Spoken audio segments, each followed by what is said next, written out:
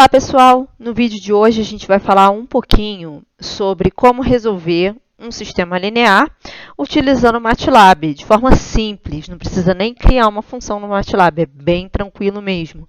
E como motivação, a gente vai utilizar o problema de uma corrente elétrica num circuito. Então, nossa modelagem matemática vai ser desse problema e depois a gente vai utilizar o MATLAB para obter a solução. Então, a gente vai começar lá com o sistema que a gente pretende resolver através do MATLAB, que é o seguinte. Eu tenho, então, aqui esse circuito, onde eu tenho, então, 6 resistores, tá? De R1 até R6. Eu tenho aqui 1, 2, 3 baterias, né, ou pilhas, etc., né, objetos aí fornecendo DDP para o sistema. E aí eu tenho também, por conta desses 6 resistores, a gente indicou aqui 6 valores de correntes diferentes. Tá? E a gente vai modelar esse problema em 2 momentos. Num primeiro momento, a gente vai aplicar a primeira lei de Kirchhoff aos 4 nós que estão indicados pelos números de 1 até 4, ou seja, 1, 2, 3 e 4. O que a gente faz nesses 4 nós? A gente simplesmente observa a corrente que entra e a corrente que sai de cada um desses nós. Por exemplo, no primeiro nó, eu vou até colocar aqui junção 1. Vamos ver o que está acontecendo aqui na junção 1. Eu tenho, então, a corrente I3 chegando, a corrente I1 chegando e saindo a corrente 2. Então, daí deriva-se essa equação. Na junção 2, eu tenho a corrente I2 chegando, a corrente I4 chegando e, aliás, a I1 é a I4 e saindo em forma da I2. Então, na junção 2, eu tenho, então, uma soma da corrente 1 com a corrente 4 para sair a corrente 2. Na junção 3, eu tenho, então, a corrente I3 junto com a I6 para sair a I5, tá? Então, isso aqui é a junção 3.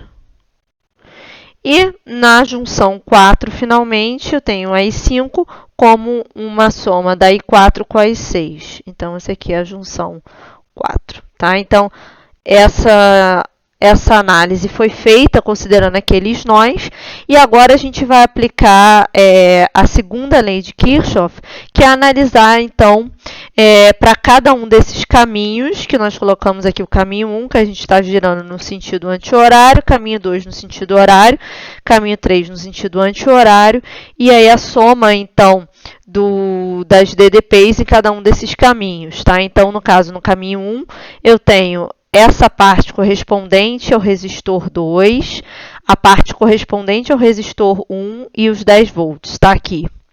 Certo? Lembrando que a parte dos resistores, né, a DDP ela é dada pelo produto entre a corrente e a resistência. Caminho 2, no sentido horário, eu vou ter, então, o resistor 2, o 3, o 4 e o 5, e a bateria fornecendo 17. Então, eu tenho aqui a soma desses 4 elementos igual a 17. E, por fim, no caminho 3, no sentido anti-horário, eu tenho a contribuição do resistor 5 e do resistor 6 com uma DDP de 14, está aqui na terceira equação. Então, juntando, eu tenho 4 equações correspondentes aos nós, mais 3 correspondentes à segunda lei de Kirchhoff, que vai me dar, então, um sistema reunindo as 7 equações. Percebam que é um sistema que tem 7 equações e 6 incógnitas, então é possível a gente encontrar uma única solução. Não sabemos se essa única solução existe ainda, mas ela é possível pelo fato da gente ter mais equações do que de incógnitas. Eu coloquei aqui a matriz aumentada desse sistema e a gente poderia resolvê-lo de várias formas, inclusive utilizando a eliminação de Gauss ou Gauss-Jordan, mas daria muito trabalho. Então, qual é a ideia? Vamos utilizar o MATLAB como auxílio na resolução desse sistema. Então, eu vou passar para vocês agora lá para o MATLAB, para a gente poder fazer aí a conclusão do nosso problema. Então, considerando aqui o MATLAB, eu coloquei aqui primeiramente, esse aqui foi um teste que eu fiz, eu coloquei aqui a matriz A, deixa eu mostrar para vocês como que a gente coloca a matriz A, tá? Então, na janela de comando mesmo, não precisei abrir uma função, como eu falei no início do vídeo, eu indico um nome para a matriz, abro um colchete, vou colocando as linhas e dando Enter, tá? E aí, quando terminei, eu coloquei um outro colchete. Se você botar o ponto e vírgula a seguir, não vai aparecer a matriz, ele só vai computar. Eu coloquei aqui ela aparecendo. Bom, como a gente quer resolver um sistema do tipo AX igual a B, certo? A matriz dos coeficientes, que é o que a gente acabou de escrever. X, no caso I, para a gente aqui vai ser a matriz das variáveis. E B, o lado direito depois do igual. Percebam que aqui, esse B é o lado direito. Está escrito em forma de linha, mas, na verdade, esse lado direito é uma coluna. Então, a gente botou essa linha aqui depois, tá? É uma aspa, na verdade, para indicar que é a transposta dessa matriz B. Então, percebam que ela aparece aqui em forma de coluna. E aí, agora, a gente vai fazer a resolução, que é super simples. Eu vou indicar por I, né, esse vetor, que é a solução, ou seja, as 6 correntes que eu tenho, a matriz A, barrar ao contrário, a matriz B, tá? E aí, está aqui a solução. Eu tenho, então, para I1, valor de 1, para I2, valor de 2, para I3, valor de 1, para I4, 1 também, para I5, o valor de 3 e para I6, o valor de 2. Ou seja, aquele sistema enorme que, se a gente fosse fazer uma resolução algébrica, daria muito trabalho, foi resolvido rapidamente aqui pela janela de comando.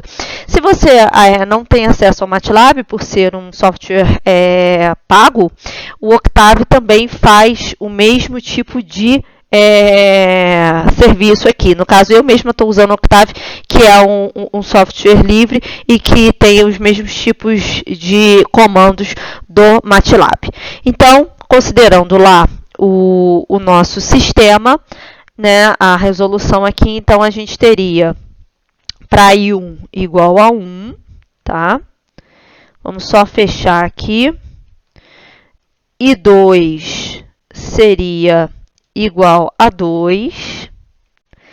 I3 igual a 1. I4 igual a 1. I5 igual a 3. E, por último, I6 igual a 2. E aí a gente obteve, então, a solução para esse sistema bem grandão aqui que discutimos. Bom, é isso. Espero que vocês tenham gostado desse vídeo. Se você curtiu esse canal, compartilhe com os demais, curta esse vídeo para chegar a mais pessoas e nos vemos numa próxima. Até mais. Tchau, tchau.